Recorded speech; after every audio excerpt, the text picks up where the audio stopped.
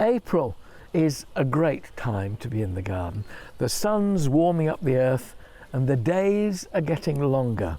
Here are 5 jobs that you should really be doing this month.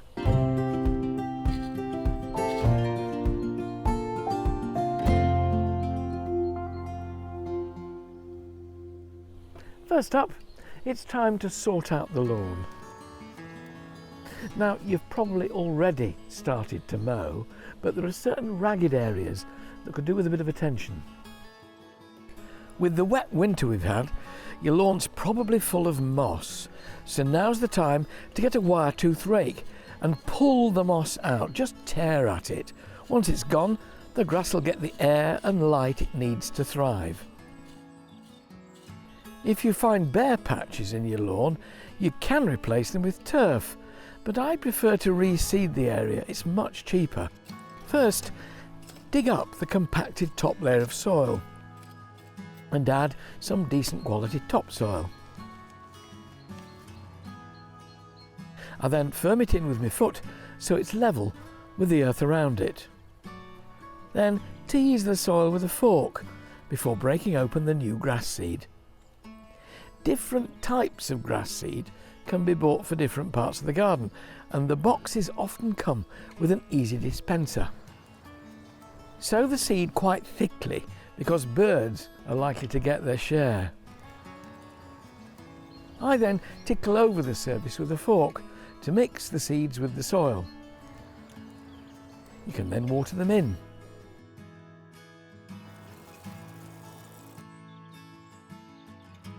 And finally, have a look at the lawn edges to see whether they need attending to.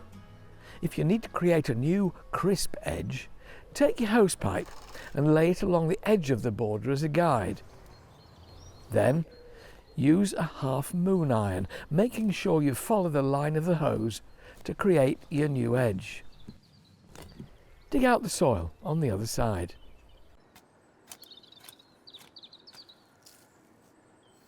And hey presto, you have a new edge and a crisper, more professional look to your lawn.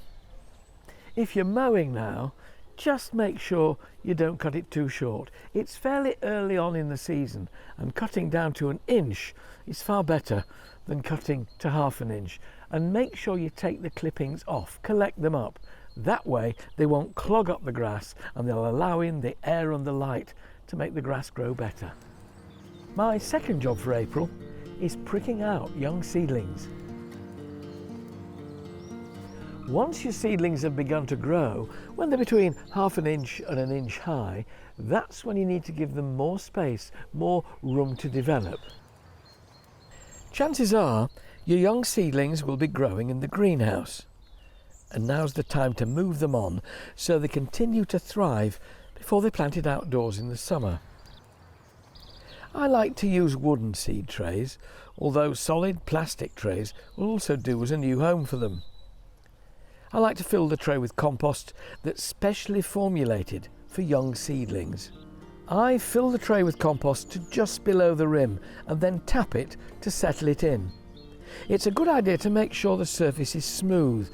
I use a homemade presser to do it, but a similar flat surface will do. Just don't press too hard. I then use a dibber with a point at one end and slide it down the side of the pot to ease out the seedlings. You can use a pencil if you like. Then I move them onto the surface of the compost. I separate the seedlings using the dibber while holding the top half of the plant, and it's important that your fingers go around the seed leaves, not around the stem. Once I've made a hole with the dibber,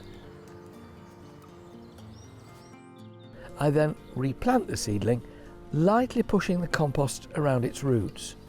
And I like to plant the seedlings a couple of inches apart to give them room to grow. You'll be amazed how many you can fit in each tray. This one will hold up to 24 new cosmos seedlings. I then label each tray, and they're ready to be watered in before being returned to the greenhouse. Once the danger of frost is past, they can be planted outside. My next job for April is planting up the veg patch. If you have a veg garden, or you're thinking of trying one, now is a great time for sowing seeds outside. If it's your first time, good for you.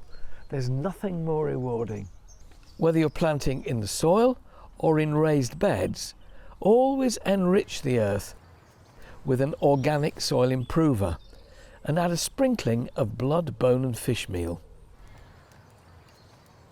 The easiest and most convenient way to sow veg seeds is in a row. I use a garden line to guide me on where each row will go so that I can make sure they're spaced the right distance apart. Make sure the line's taut on the ground, and then use a garden cane to create a shallow furrow. I then add water to the bottom of the furrow. Your seed packet will tell you how thickly to sow your seeds, how far apart they should rest. You then just need to take a pinch of the seeds and, without crushing them, sprinkle them gently so they're nestled within the row. You then take up the line and use a rake to fill the furrow back in. I then use a hosepipe with a sprinkler head to gently irrigate the row and settle the seeds in. Make sure they get a really good soaking. The last task is to add a label, so I know what I've sown where. What'll happen then?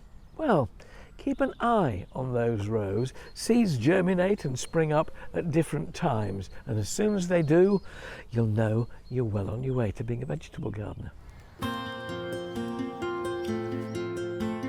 April is a great time to start adding new plants to your garden, and hardy perennials should be top of the list. Here are some solid examples that I turn to every year.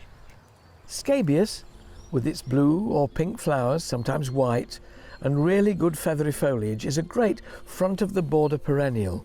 Plant it in a sunny spot and watch as bees hum around it all summer. Ferns like Dryopteris are great for a shady spot. Look out for the new fronds that look like miniature shepherd's crooks just before they unfurl. Another perennial favourite of mine, a low shrub, is English lavender. It not only smells divine, but it has blue, purple, white or pink flowers in the summer. It's great for borders, and it can be planted in well-drained soil and bright sunshine where it'll serve you well for several years. But the one hardy perennial I turn to year after year is the hardy geranium. This variety, Wargrave Pink, grows to about 45 centimetres high and has luscious pink flowers in the summer. It's great for sun or dappled shade, and it gives you fantastic ground cover in the border. And finally, now's a great time to add a flowering cherry tree to your garden. April's the time when new colours are bursting out all over the garden. Daffodils are growing and opening, tulips coming into flower, and evergreens are looking their best. But the most spectacular show is the blossom on cherry trees. Now is a good time to choose a flowering cherry tree because you can see exactly what you're getting and choose one that will suit your garden in terms of size and colour. If you've lots of space, Prunus Starlight is a good option. It can grow 4 metres high and has delicate white flowers. If your garden's small, then a weeping cherry like Prunus Kikushidari Zakura is a more suitable choice. It has double pink flowers and works best in moist but well-drained soil. But whatever size of garden you have, a flowering cherry is a wonderful investment. Yes, the flowering season is relatively short, only a few weeks, but it's so spectacular and it's so wonderful to look forward to. I wouldn't be without a flowering cherry. And if you are getting stuck into your garden this April, just remember to find a moment to sit down, grab yourself a cup of tea and enjoy those glorious rays of spring sunshine.